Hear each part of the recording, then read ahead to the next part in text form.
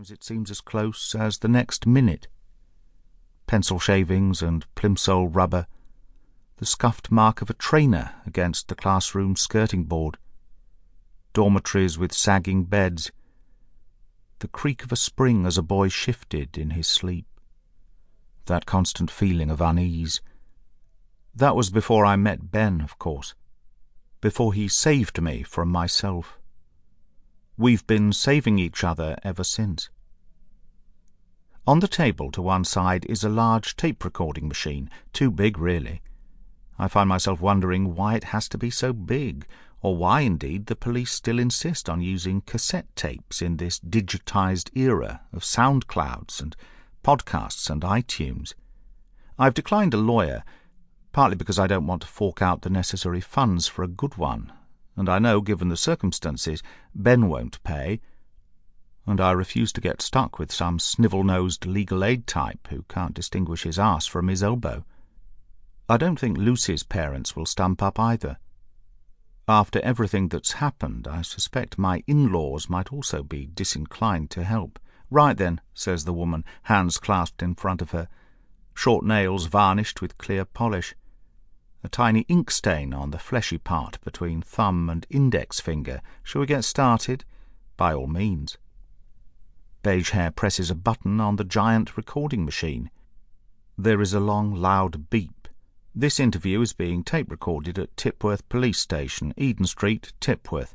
The date is the 26th of May, 2015. The time is 2:20 p.m. I'm Detective Constable Nicky Bridge.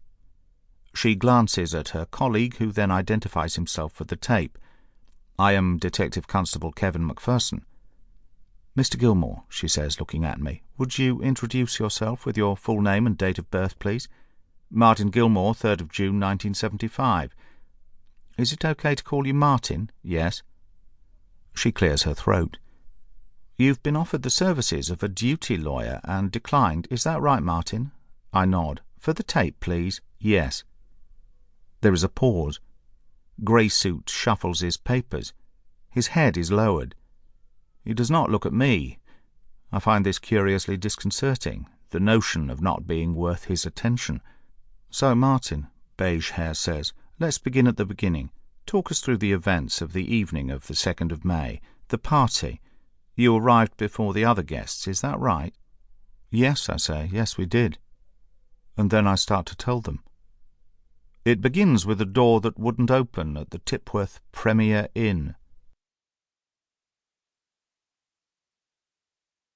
2.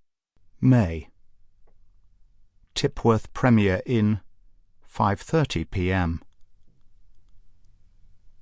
"I don't know why they couldn't have put us up in the house," Lucy said, slipping the plastic card key into place. "Not like they don't have enough rooms." The light beneath the door handle flashed obstinately red. Lucy tried again, impatiently shoving the key into the slot and taking it out too quickly. I could see her getting annoyed, but trying not to show it.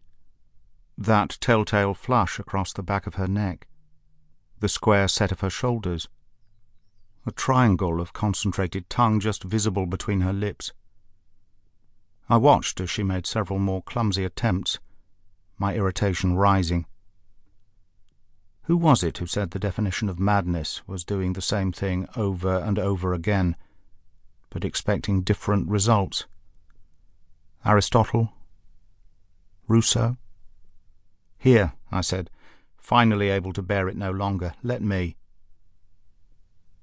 I took the plastic card, still sweaty from her fingers, and slid it into place, leaving it for a few seconds before smoothly removing it. The light went green, the door clicked open.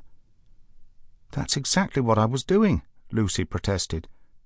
I smiled, patting her on the arm. There was a minute retraction in her pupils, almost imperceptible. "Here we are, then," she said, too brightly. We rolled our suitcases into the standard suite. Calling it a suite was optimistic. The floor space was almost entirely swallowed by twin beds. A reproduction of a bad watercolour depicting ladies on a beach hung skewed above the headboards.